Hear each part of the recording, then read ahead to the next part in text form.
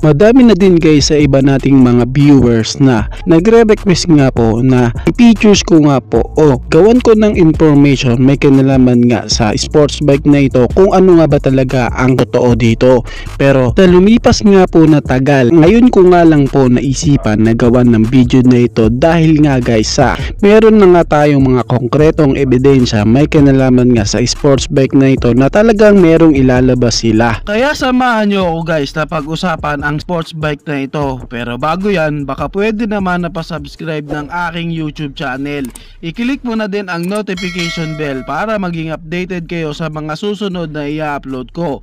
Guys, baka pwede naman na pa-like and follow ng aking Facebook page. Nasa description po ang link. Kaya make sure guys na tapusin nyo ang video na ito para malaman nyo ang information may kinalaman sa sports bike na ito.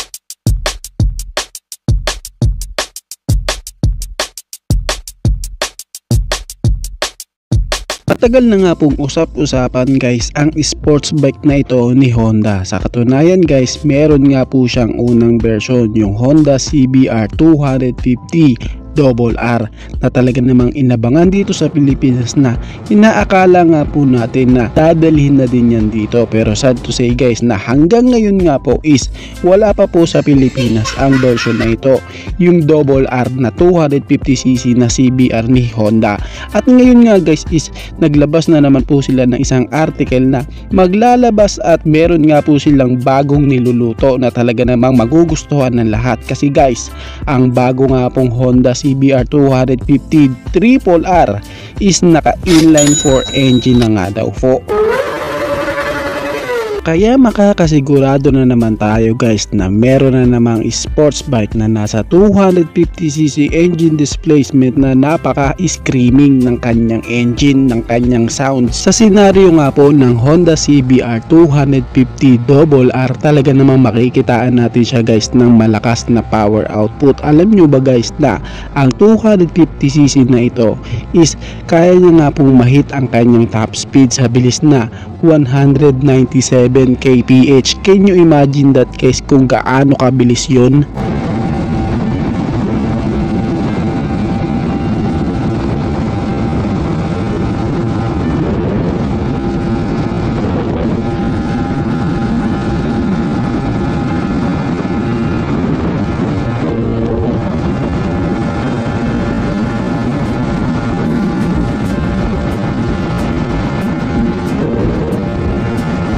Kilala at marami nga pong tumatangkilik sa motor na ito sa bansa nga po na Thailand, Vietnam, and Indonesia. Talaga guys na marami pong nagkakagusto sa sports bike na ito.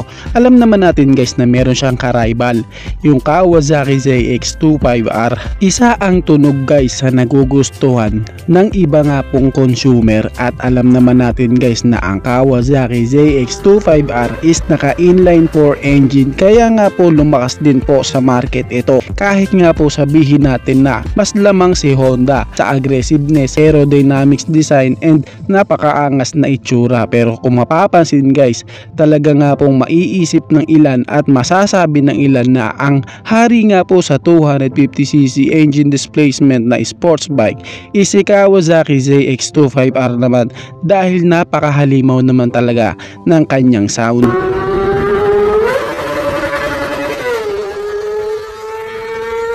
Pero mukhang dito na nga po matatapos guys ang paghahari ng Kawasaki ZX-25R kasi nga po ang bago nga pong niluluto ng Honda is talaga namang tatapatan na po ang 250cc na naghari na ito.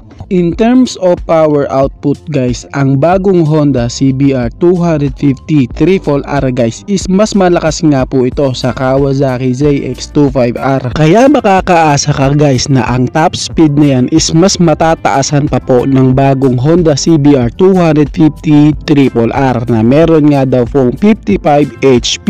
Can you imagine that guys kung gaano kalakas ang power output na yan? At dahil nga po sa pinalakas na po ang kanyang engine na meron na nga daw pong inline 4 engine, syempre makakasigurado din tayo guys na meron siyang malakas na stopping power, na meron nga pong disc brake sa harap and disc brake din po sa likuran, na meron nga pong 4 piston caliper ang kanyang braking system sa unahan and 2 piston naman po sa kanyang likuran. Syempre pagdating sa braking system guys, hindi po pwede na malakas lang, kailangan din ang safety features. Kaya guys makakaasa tayo na both nga po sa kanyang braking system is meron na nga pong ABS o anti-lock braking system. Karagdagang safety features pa guys kasi meron na nga din daw po itong traction control. Ang traction control ang tumutulong guys para nga po mapanatiling parehas pa rin ang ikot ng inyong dalawang gulong. Halimbawa nagpreno ka sa unahan, so ibig sabihin hindi na po same ang ikot ng inyong gulong. Siya nga po ang magkakat sa ECU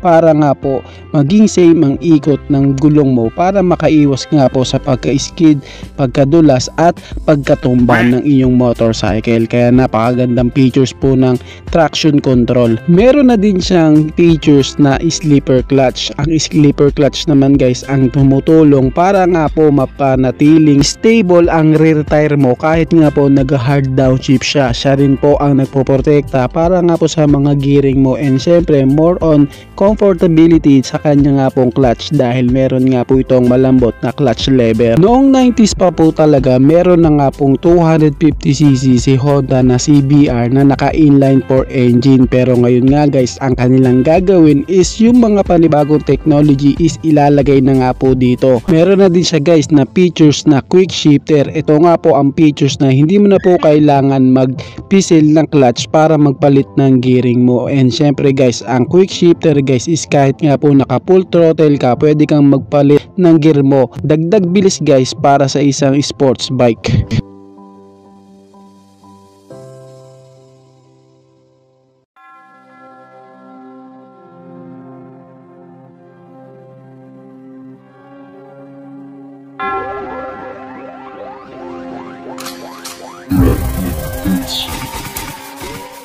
Kung pag-uusapan guys ang disenyo ng sports bike na ito, makikitaan mo talaga guys ng napakaangas po. More on aggressive design and aerodynamics. Alam nyo ba guys na mas lalo nga pong in-upgrade ng Honda ang kanyang aerodynamics. Mas pinaangas at mas pinaganda nga po and more slim body shape and bulky body shape sa unahang bahagi ng kanyang tangke. Maangas nga po ang kanyang itsura. Kitang kita guys na malaki ang pagbabago ng Honda CBR RRR kaysa nga po sa Honda CBR 250 RR.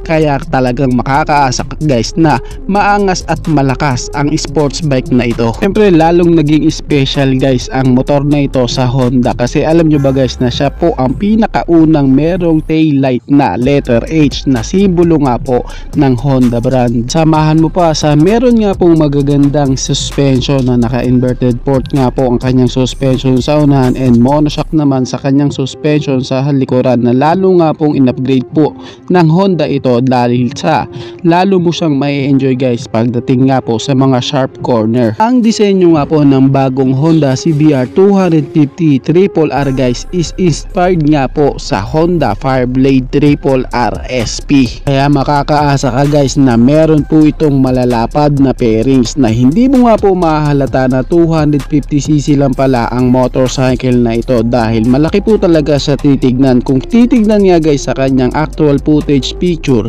makikita mo na para nga po siyang nasa mid-range sports bike, mga nasa 600cc. Kaya talaga namang tinapatan nga po ni Honda ang Kawasaki, yung kanilang Kawasaki ZX25R. Ito nga pong Honda CBR 250 RRR at makikita nga natin guys sa kanilang mga physical appearance, design, looks, talaga namang panalo't panalo ang CBR 250. Angas din at maporma ang Kawasaki ZX25R, pero alam naman natin na isa nga po ang tunog sa nagugustuhan ng iba na mga rider, at ito nga pong Honda CBR 250 RRR guys na naka inline 4 engine na rin, talaga namang sasabay na rin sa kanyang kakompetensya. Sa ngayon nga guys is ito lamang po munang mga impormasyon ang aking maibabahagi sa inyo, at kung may karagdagang impormasyon guys, agad din ko naman kayong sasabihan. Kaya make sure guys na nakasubscribe ka sa ating YouTube channel para nga po maging update din kayo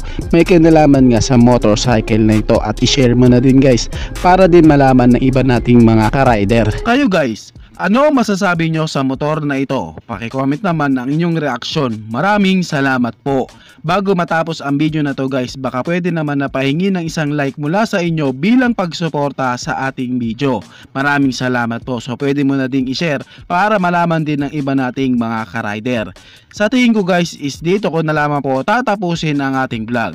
I hope na nag-enjoy kayo sa aking hinandang video para sa inyo. Pinasisigla ko din kayo guys na i-subscribe ang aking YouTube channel. I-click mo na din ang notification bell para maging updated kayo sa mga susunod na video na gagawin ko. So dito ko na lamang po tatapusin. Maraming salamat. Ichi boy. Thank you.